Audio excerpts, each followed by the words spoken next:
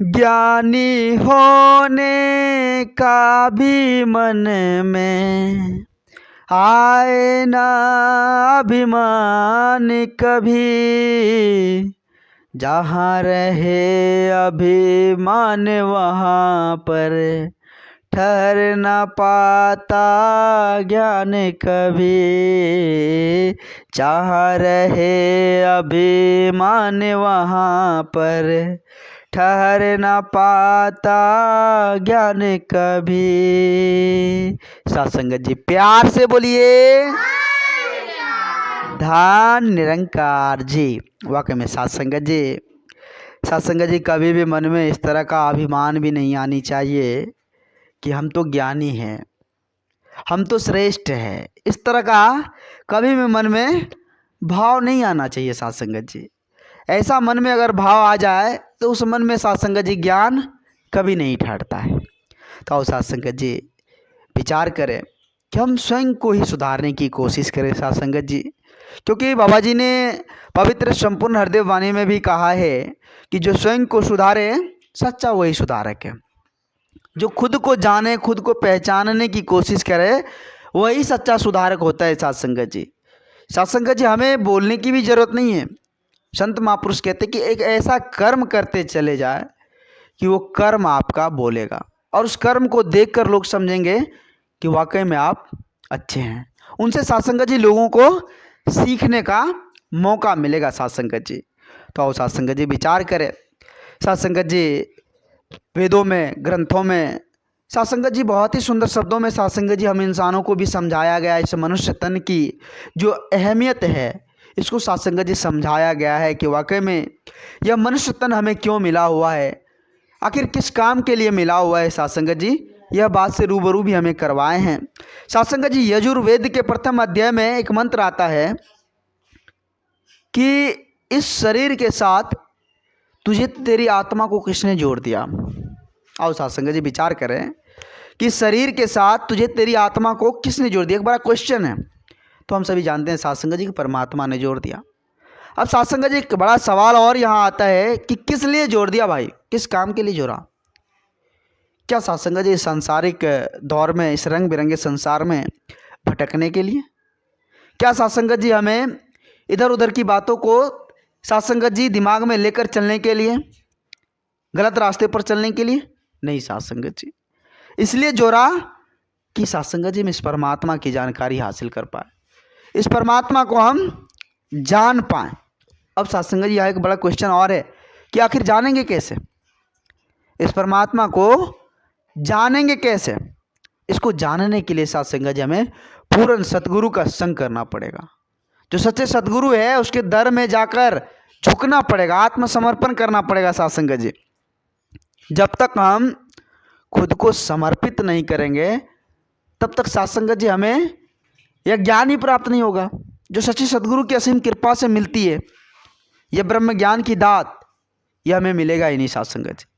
खुद को पहले समर्पित करना पड़ेगा, फिर जाकर सत्संग जी सच्चे सतगुरु की असीम कृपा से वो ज्ञान हमें मिलेगा सत्संग जी।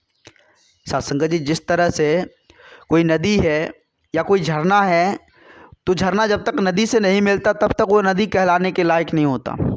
नदी नाम तभी आएगा जब वो झरना सत्संग जी नदी में मिलेगा, और वो नदी जब सत्संग जी सागर में मिल जाता है तब वो सागर का नाम सत्संग जी वो सागर का रूप ले लेता है। तब तक वो सागर नहीं है, जब तक वो सागर में नहीं मिला तब तक वो नदी है। नदी जब सागर में मिल गया तो सत्संग जी उस सागर का नाम धारण कर लेता है। तो ठीक इसी प्रकार से सत्संग जब तक हम सच्चे सतगुरु के श्री चरणों में नतमस्तक नहीं होंगे, जब तक झुकेंगे नहीं, तब तक इस परमात्मा को कैसे जानेंगे सत्संग जी। इस परमात्मा को जानने के लिए मन में धीरज रखनी होगी। इस मन को कहनी होगी कि वाकई में धीरज रखो, क्योंकि परमात्मा जर्रे जर्रे में विराजमान है, कण कण में विराजमान है, हर घट में विराजमान है। इसे पाने के लिए, इस अलौकिक दिव्य दृष्टि को पाने के लिए हमें रहबर का संग, सच्चे सतगुरु का संग करना होगा सत्संग जी। तो और सत्संग जी प्रेम को, एकत्व, मिलवर्तन को हम धारण करके सत्संग जी इस जीवन को आनंदित तौर पर जिए और सत्संग जी संत महात्माओं का सदा आदर सम्मान करते रहे। जब तक संत महात्माओं का आदर सम्मान हम नहीं करेंगे तब तक बात बनने वाली नहीं है सत्संग जी। आओ साथ संगत जी विचार करें। दास को एक छोटी सी विचार याद आ गया। साथ संगत जी एक गांव था, उस गांव में एक दर्जी था। तो साथ संगत जी दर्जी जो था वो बहुत सारे लोगों का कपड़ा सीता था, गांव के लोगों का कपड़ा सीता था। तो साथ संगत जी एक दिन हुआ क्या, बहुत सारे लोगों का कपड़ा वो इकट्ठा करके रख लिया और संयोग से साथ संगत जी शटर गिरा के वो भाग गया। अब देखिए गांव वाले परेशान, गांव के लोग परेशान कि भाई मेरा कपड़ा, मेरा कल शादी है मेरे घर में और दर्जी को कपड़ा दिए थे, वो कपड़ा लेके फरार हो गया है, कैसे होगा। बहुत सारे लोग इकट्ठा थे दुकान के पास। तो उन्हीं से एक लोग बोल रहा था कि मेरा कोट पैंट था भाई, कल हमें बाराती भी जाना था और ये जो है भाग गया है, अब कौन चीज़ पहन के हम बाराती जाएंगे। फिर साथ संगत जी दूसरा आदमी भी शोर मचा रहा था कि मेरे घर में शादी है और बहुत सारे बच्चे का भी कपड़े हम सिलने के लिए दिए थे, सभी कपड़ा लेकर वो फरार हो गया, अब क्या होगा, कल बच्चा क्या पहनेगा। फिर एक आदमी साथ संगत जी रो रो कर बोल रहा था, अरे भाई मेरा तो नापे लेके भाग गया, हमारा जो नाप था वो नाप ही लेकर वो फरार हो गया, अब हम पहनेंगे क्या, अब क्या पहनेंगे। वो रो रो के बोल रहा था साथ संगत जी कि मेरा नापे लेके फरार हो गया, अब क्या पहनेंगे। तो साथ संगत जी संयोग से एक महात्मा जी वहाँ बैठे हुए थे, खड़े सुन रहे थे, सबकी मनसा को सुन रहे थे, सब जो बोल रहे थे सुन रहे थे। तो उनका अरे भाई रो क्यों रहे हो तुम। बोला महाराज मेरा नापे लेके फरार हो गया, हम पहनेंगे क्या।